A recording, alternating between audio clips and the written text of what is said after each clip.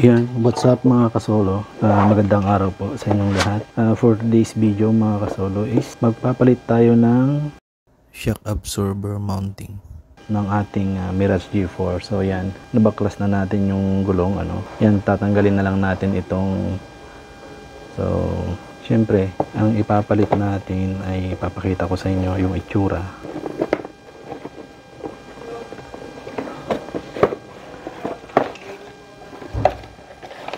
So ito yun, KYB ang ipapalit natin, Kayaba. Yan, ito yung itsura niyan, yung papalitan natin.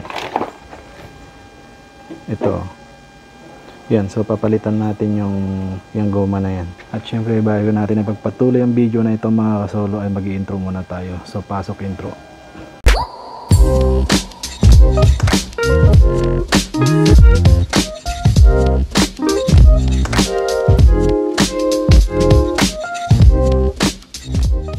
So at ayan, at kung mapapansin yung ating rotor disc ay napakalalim na, puro gasgas. So may time din na magpapareface tayo kasi makapal pa naman eh. So ipapareface natin to, yung ating rotor disc. Kasi lalim na ng kain, tapos ganyan ang pangit na ng So sa ngayon, magpapalit lang muna tayo ng shock absorber mounting. Pakasin na natin, start na tayo. Tatanggalin muna natin to.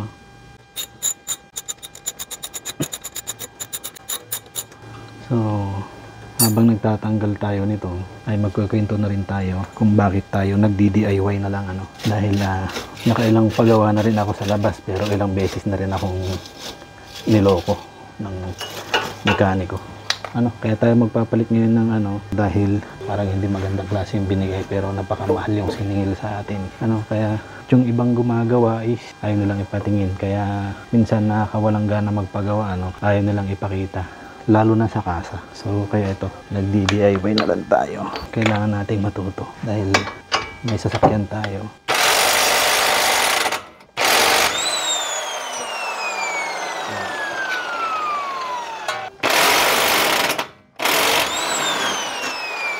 Katulad nan, actually napalitan ko na sa kabila at ito yung ginawa nila doon. Tingnan mo, sa sobrang higpit nila, nalustrade. Kaya pala mahirap baklasin kasi nalustrade na, sobrang higpit yung ginawa nila.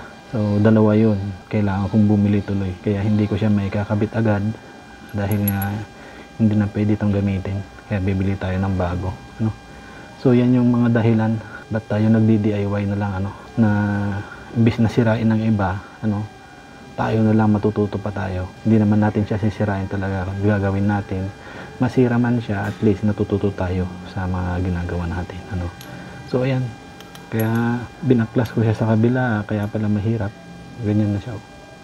Kita nyo naman, napakatindi, tapos ang mahal ng siningil sa atin, sisirain lang pala. Buti na lang dito, parang okay naman siya. Parang hindi naman siya na-straight dahil madali lang siyang nabaklas.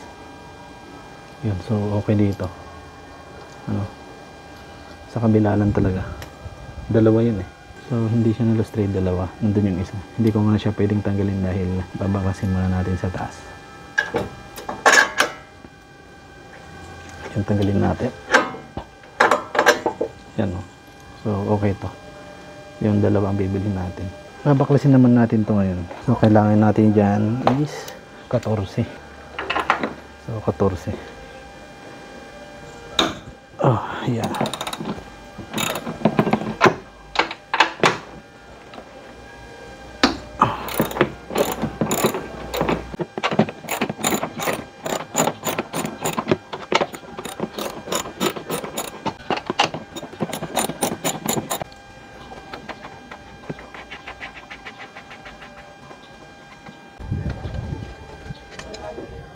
Yan.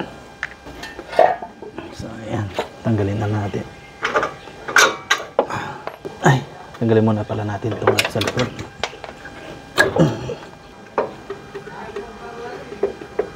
Yan.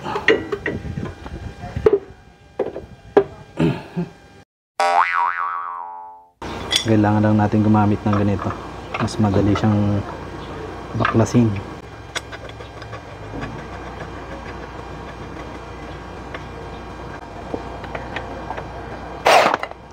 Tapos sa kabila.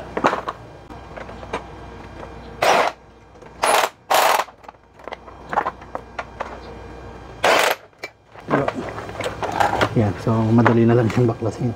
So next is kailangan natin ng 17 para dito.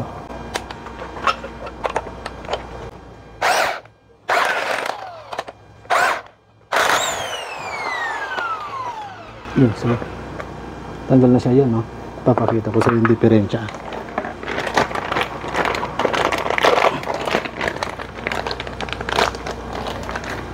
Yan. Yan, no? Lapat na siya, oh. Manipis na. Ano pa lang to, wala pang isang taon.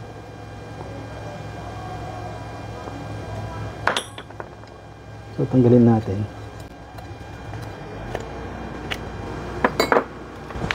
Yan, o. Kita nyo yung diferensya. Wala pang isang taon yan. Pag linagay mo to, ganyan na siya. So dapat dito ganito. Ano natin itong bago. Yan, o. Diba? Ang layo. Kasi dito yan tatama, eh. Gaganyan.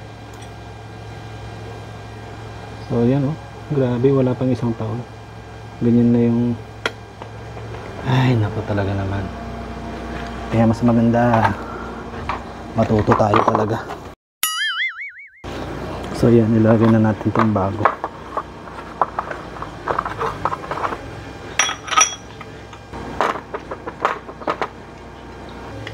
Yan, oh.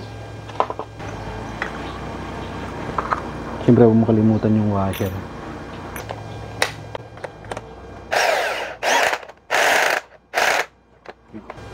Tatanggalin na natin to. Siguraduhin mo nakaano din to, ano niya, itong plastic na to.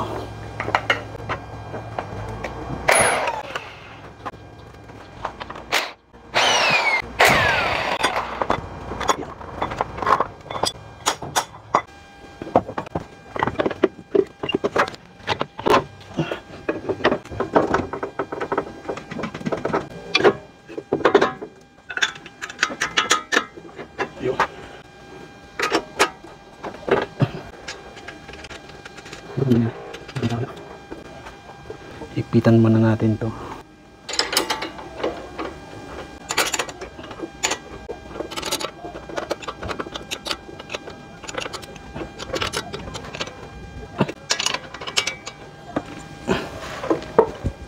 Kaya ito gamitan natin.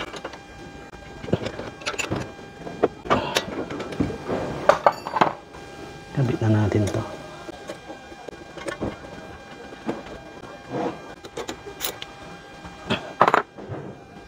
Tapos ibalik natin to. Yun. Ganun lang, pero higpitan muna natin sa taas.